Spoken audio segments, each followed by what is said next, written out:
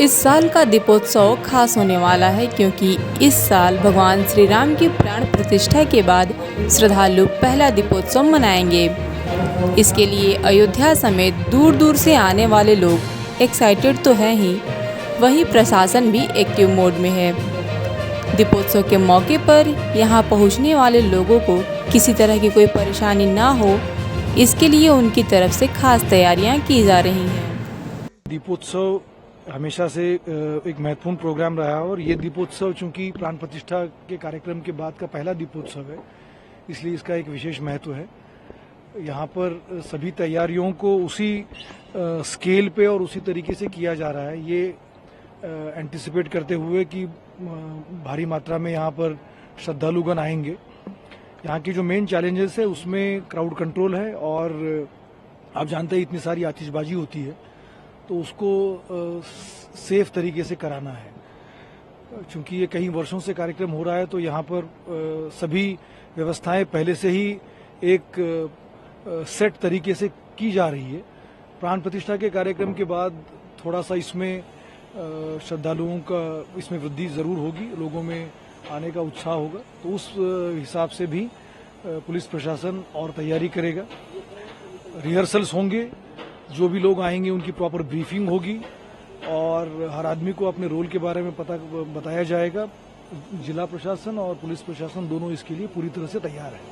अगर बात की जाए सर, जिस तरीके से दीपोत्सव में आज एक उत्सव की तरह लोग मनाते हैं और प्राण प्रतिष्ठा के बाद में पहला दीपोत्सव है और विदेशी मेहमान यहाँ तक कि पीएम भी दीपोत्सव में आ चुके हैं, तो अगर बात की जाए सुरक्षा को लेकर के तमाम अयोध्या हमेशा निशाने पे रहती है, तो इस पर किस तरह से निगरानी करेंगे? लाख के लाख लोग आते हैं और खास करके हर कोई उत्सुक रहता है, देश के कोने कोने से लोग आते हैं।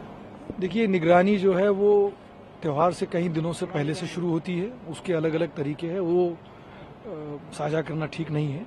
लेकिन मैं केवल आपको यही आश्वस्त करना चाहूँगा कि इस पूरे कार्यक्रम को, इस पूरे त्योहार को, इस पूरे पर्व को जो है वो बहुत अच्छी तरीके से, सुरक्षित तरीके से मनाने के लिए, जिसमें जन सामान्य को कोई दिक्कत भी ना हो और जो बाहर से आने वाले विशिष्ट व्यक्ति है उनकी सुरक्षा में कोई कमी ना आए, इसका एक मेल करके, मिलाप करके जो है वो अच्छी तरह से व्यवस्था की जाएगी। और इसलिए हमारे पास पूरी तरह से संसाधन उपलब्ध है।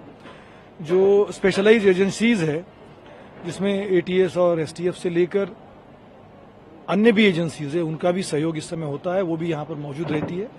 तो सभी के सहयोग से और जिला प्रशासन के पूरी तरह से जो उन्होंने तैयारी की है उसको लेकर ये कार्यक्रम को अच्छी तरह से कराया जाएगा। सेटअप्स लग रहे हैं और आप देख रहे होंगे कि राम की पैड़ी पे स्टेजेस लगने चालू हो गए हैं, बैरिकेडिंग चालू हो गई है। राम कथा पार्क में जो व्यवस्था होनी वो कार्यक्रम चालू कर दिए गए हैं और कल्चर प्रोग्राम्स भी शीघ्र प्रारंभ कर दिए जाएंगे। तो अलग अलग वेन्यूज पे बहुत सारे कार्यक्रम आयोजित होते हैं, झांकियां निकलती हैं। फिर जितने भी मंदिर हैं अयोध्या में बहुत बड़ी संख्या में, वो वहां पर भी दीपोत्सव का एक माहौल रहता है। वहां पे दीपक, वो लोग स्वयं भी दीपक जलाते हैं उस दिन और प्रशासन द्वारा बड़ी संख्या में दीपक उपलब्ध कराए जाते हैं ताकि वो लोग भी उसमें दीपोत्सव में प्रतिभाग कर सकें। तो इस प्रकार से बहुत सारी एक्टिविटीज हैं जिसको हम लोग संचालित करते हैं और वो सब प्रारंभ हो रही है ग्रेजुअली, आप देखेंगे तो। और ये इसका पीक पहुंचेगा 30 तारीख को, 29 को रिहर्सल्स कुछ होंगे और फिर 30 को जो मुख्य कार्यक्रम है वो होगा। तो जैसे मैंने आपको बताया कि सामूहिक आरती नई हो रही है, ड्रोन शो नया हो रहा है और जो दीपक हैं वो पिछली बार जो हमारा वो था, जो रिकॉर्ड था उससे ज्यादा इस बार 25 लाख दिए हम लोग जलाएंगे। सर, क्या कुछ जैसा कि तमाम रामलीलाएं होती थी तो वो भी अंतर्राष्ट्रीय रामलीलाएं सब होंगी 30 तारीख को, अंतर्राष्ट्रीय रामलीलाएं होंगी। वहां से काफी सारे ट्रूप्स आएंगे यहाँ पे पिछले वर्षों के मुकाबले। वो जैसे ही हमको कंफर्म सूचना मिलेगी कि कौन कौन आ रहे हो आपको बताया जाएगा। वो सब रामकथा पार्क में इनका आयोजन किया जाता है। सर, जो वॉलंटियर होते थे उनके लिए क्या विशेष व्यवस्थाएं वगैरह?